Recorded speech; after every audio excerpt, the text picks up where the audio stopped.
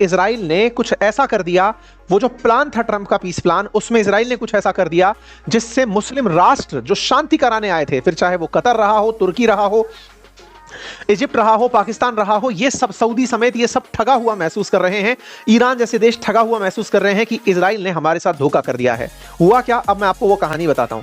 असल मायने में आज से 4 दिन पहले आईडीएफ यानी इजरायली डिफेंस फोर्सेस के जो चीफ हैं, जिनका नाम है जमीर, वो बॉर्डर की दर्शन करने पहुंचे थे। बॉर्डर का दर्शन मतलब हुआ कि गाजा और इजराइल के बीच में कुछ लाइंस खींची गई थी, yellow line, red line, green line, इस तरह की कुछ लाइंस थी जिनके बारे में हमने पहले भी बताया था पीस प्लान के अंदर। ये येलो लाइन पर पहुंचे और येलो लाइन पहुंच करके कहा अब से यही हमारा नया बॉर्डर होगा। ये बात जैसे ही इन्होंने रखी, देखिए ये रहे जमीर जो बीच में आपको दिखाई दे रहे हैं, इजरायली डिफेंस फोर्सेस के यहां पर सैनिक हैं और इनसे ये बात करते हुए कहते हैं कि यही हमारा नया बॉर्डर होगा। अब ये कौन सी जगह की बात कर रहे हैं, क्या कहानी है, मैं आपको हल्का सा ब्रीफ कर देता हूं। आप इधर देखें, गाजा के लिए जैसा कहा गया था कि ये टेरर फ्री हो जाएगा सारी तरह से, एक प्लान दिया गया था गाजा के लिए, जिसमें गाजा, ये जो पूरा गाजा हुआ करता था, इसमें एक तरफ यहां तो आबादी रहती है, इस आबादी के बाद में ये वाली जो लाइन आप वॉयलेट लाइन देख रहे हैं, इसको इजरायली मिलिट्री की करंट पोजीशन बताया गया था कि इजरायली मिलिट्री यहां तक है, वो पीछे हटेगी, कहां तक हटेगी, येलो लाइन तक हटेगी। येलो लाइन एक तरह से समझिए गाजा का आधा हिस्सा है। इससे इधर की तरफ वाला जो गाजा है उसमें कृषि होती है, खेती होती है, और इसका जो दूसरी तरफ वाला यानी पश्चिम तरफ वाला जो हिस्सा है, इसमें आम जन निवास करता है, आम जनता रहती है। यहां पर 20 लाख के आसपास फिलिस्तीनी रहते हैं। और ये वाला जो रेड लाइन आप देख रहे हैं, इस पर इंटरनेशनल स्टेबिलिटी फोर्सेस, जो कि ट्रंप के नेतृत्व में बनना प्रस्तावित था, उसे यहां पर अपॉइंट करने का डिसीजन लिया गया है। ये उस 20 सूत्रीय प्लान में बनाया गया था। कहा गया था जैसे ही पीस प्लान एग्जीक्यूट होगा, पीस प्लान एग्जीक्यूट होकर के यहां पर जो बंधक हैं उन्हें लौटाया जाएगा। इजरायली डिफेंस फोर्सेस यहां से हटकर यहां खड़ी होंगी, Israeli defence forces yellow line पर आकर खड़ी हो गई। फिर कहा गया सीज फायर का प्लान 2 एक्टिवेट होगा, जिसमें ये जो रेड लाइन है यहां पर आकर के इंटरनेशनल सिक्योरिटी फोर्सेस खड़ी होंगी और गाजा के अंदर, गाजा का जो बॉर्डर है इस जगह पर इजरायली फोर्सेस आकर खड़ी होंगी। तो मतलब फ्यूचरिस्टिक प्लान ये था कि इजरायली फोर्सेस यहां होंगी, रेड लाइन पर इजराइल के international defence forces, security forces, जिसमें पाकिस्तान, कतर, तुर्की, इजिप्ट जो भी अपनी सेना देना चाहे वो यहां पर खड़े होंगे। येलो लाइंस तक ये फेज 1 में रुके रहेंगे जब तक कि अभी वाला जो काम है, कौन सा वाला काम, बंधकों के एक्सचेंज होने वाला नहीं हो जाता तब तक। तो प्लान एग्जीक्यूट होते ही येलो लाइन पर रुकना था। लेकिन अब हुआ क्या, इजराइल ने क्या कर दिया, जहां इजराइल को ये फाइनल अपना बॉर्डर मानना था, इजराइल ने अनाउंस करके इस येलो लाइन को अपना फाइनल बॉर्डर मान दिया है। कहा है ये हमारा फाइनल बॉर्डर है। और इस अनाउंसमेंट के साथ ही सारा बवाल शुरू हो गया है। यूएन तक में बात पहुंच गई है, अंतरराष्ट्रीय स्तर पर सारे मुस्लिम देश फिर से चिंता मग्न हो गए हैं कि ये क्या हो गया। इजराइल के सारे बंधक रिहा हो गए। इजरायली बंधक होने के बाद में इजराइल ने इस येलो लाइन को अपनी नई बॉर्डर घोषित कर दी है। इसका मतलब इसके बाद वाला जितना भी क्षेत्र है इसको इजरायली फोर्सेस कब्जे में ले ली है। और इस बॉर्डर पर खड़े होकर अनाउंसमेंट ये हो रहा है कि अगर फिलिस्तीन से कोई भी इस तरफ आएगा तो गोली मार दी जाएगी। और इंटरेस्टिंग बात यह है कि यहां पर एक बॉर्डर है जिसको राफा बॉर्डर कहते हैं, जो कि इजिप्ट की तरफ रास्ता खोलता है। उस बॉर्डर से पीस प्लान के अकॉर्डिंग प्लानिंग ये थी कि यहां पर जो फिलिस्तीनी इजिप्ट में जाकर बस गए हैं वो वापस आ सकते हैं रहने के लिए अपने क्षेत्र में। लेकिन कहा गया है कि वापस आने के रास्ते बंद कर दिए गए हैं, केवल अगर फिलिस्तीन से निकलकर कोई जाना चाहता है तो ही अलाउ होगा। यानी इजराइल ने यहां पर ट्रंप के पीस प्लान को फेल कर दिया है। साथ ही साथ में गाजा से अपने बंधकों को सबको छुड़वा कर, केवल अभी एक के बारे में कहा जा रहा है कि उसकी डेड बॉडी वापस नहीं आई है, अदरवाइज सबको वापस ले लिया है।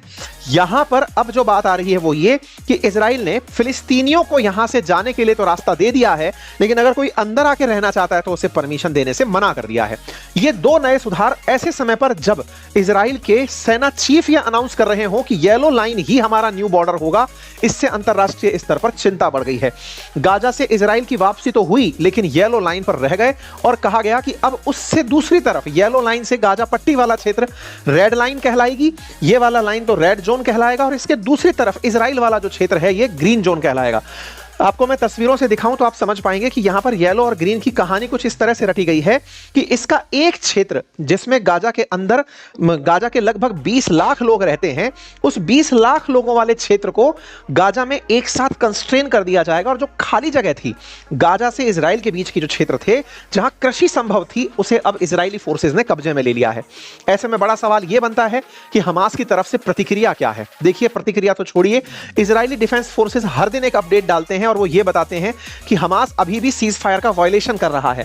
ये हर दिन का अपडेट है, 30 नवंबर का अपडेट आप देख लें, हर बार 4 दिसंबर का सीज फायर वायलेशन, 7 दिसंबर का, हर बार का डिफेंस फोर्सेस के द्वारा एक ट्वीट आता है कि हमास अभी भी सीज फायर वायलेशन कर रहा है। मतलब उनका उद्देश्य अभी ये बताने पर है कि हमास ने अभी भी अपनी हरकतें बंद नहीं की हैं।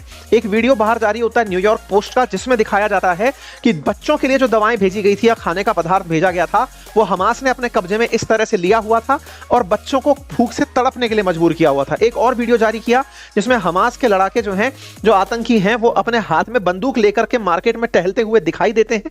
इसको इजरायली डिफेंस फोर्सेस ने पब्लिक करके कहा कि ये उनका मेन बाजार है और उसमें अभी भी हमास खुलेआम घूम रहा है बिना आर्म्स को सरेंडर किए।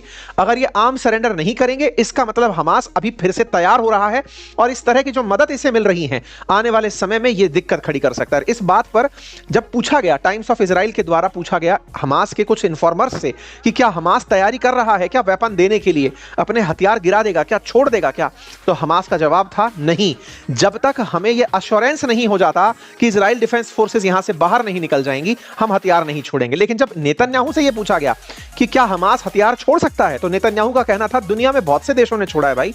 उनका कहना था कि हिटलर की जो सेना थी उसने हथियार छोड़े, जापान के अंदर जापान के लोगों ने सेकंड वर्ल्ड वॉर के बाद वेपन छोड़े, तो हमास भी छोड़ सकता है। गल्फ में भी लड़ाकों ने वेपन छोड़े हैं तो यहां भी छोड़ सकता है। दोनों के अपने स्टैंड है। हमास की तरफ से अभी कोई भी वेपन छोड़ने का न्यूज बाहर नहीं आ रहा है। इसी वजह से लेबनान की तरफ से हिजबुल्ला का बयान आ जाता है। वो कहता है जब तक ईरान हमें नहीं कहेगा हथियार छोड़ने की, हम नहीं छोड़ेंगे। कुल मिलाकर के इजराइल की तरफ से ना तो इजराइल की तरफ से प्रयास बढ़ रहे हैं और ना हमास की तरफ से प्रयास बढ़ रहे हैं।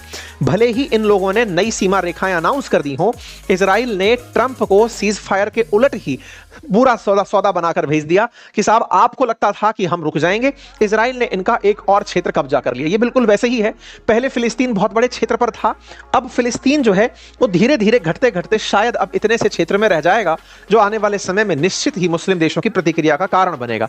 लेकिन एक तरफ यह है तो दूसरी तरफ यहां पर नाकामी उन देशों की दिखाई पड़ती है जिन्होंने इन फिलिस्तीनियों का सौदा कर दिया।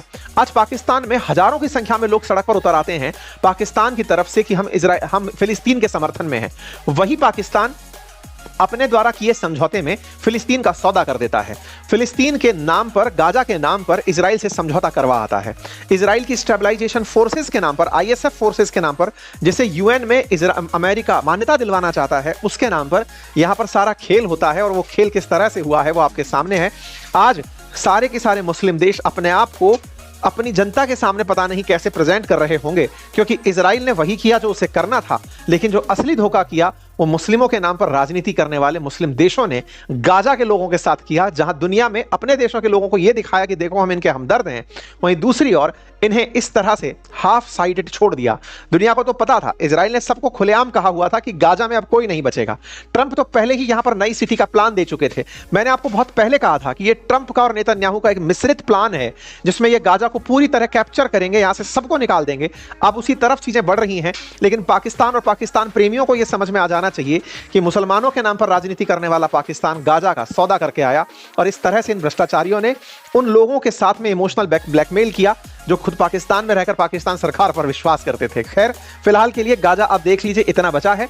बाकी जो क्षेत्र हैं उस बाकी क्षेत्र पर अब नेतन्याहू का यानी इजराइल का कब्जा है।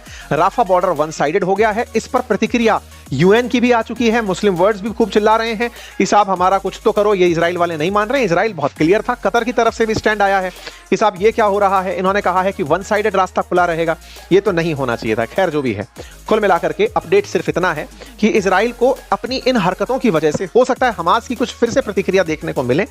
हमास के लोग जो गाजा के लोगों को जाता हुआ देखें और डिसआर्मामेंट करने के लिए, यानी इनके हथियार गिराने के लिए जो अंतरराष्ट्रीय प्रेशर इन पर बनाया जा रहा है, उसके रिटेलिएशन में फिर से इजरायली फोर्सेस के साथ मुठभेड़ में आ जाएं और यही खबर बड़ी खबर कहलाए। इजिप्ट इसी बात के लिए अमेरिका को चेता रहा है कि आप इतना प्रेशर मत डालिए। आधी तो जमीन उनकी आप लोगों ने ले ली। इसके बाद में उनके लोगों से कह रहे हैं कि आप हथियार डाल दो। कह रहे हो कि गाजा छोड़ के जाना चाहते हो तो चले जाओ, लेकिन वापस मत आ जाना। ये सारी चीजें हमास को उकसा देंगी। उनको विश्वास बहाली के लिए जरूरी है कि उनका पूरा क्षेत्र उन्हें वापस दिया जाए। एटलीस्ट जो गाजा इनका था वो तो वापस दिया जाए। ये बात सभी ने, इजिप्ट ने, तुर्की ने, कतर ने, सबने ट्रंप को बोला है कि ट्रंप महोदय आपका पीस प्लान काम नहीं कर रहा। तो ट्रंप क्या कर रहे हैं? ट्रंप ने मिलने के लिए नेतन्याहू को बुलाया है। इनका पीस प्लान, जिसके लिए इनका सम्मान किया गया था इजराइल के द्वारा, थैंक यू ट्रंप बोल करके, टेक्निकली वो इजराइल को तो फायदा दे गया है, क्योंकि इजराइल को आधा गाजा मिल चुका है ऑफिशियली ट्रंप के इंटरफेरेंस से, और कोई कुछ बोलने के लिए भी तैयार नहीं है। सारे बंधक रिहा हो गए, हमास शांत बैठा हुआ है।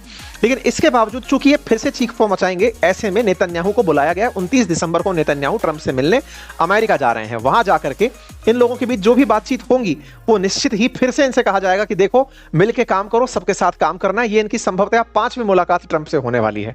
खैर, कुल जमा अर्थ यही है कि मिडिल ईस्ट में शांति के नाम पर ट्रंप और नेतन्याहू जो मिलकर खेल रहे हैं, वो शायद इन मुस्लिम देशों के राष्ट्राध्यक्षों को तो समझ में आता हो, लेकिन आम जनता को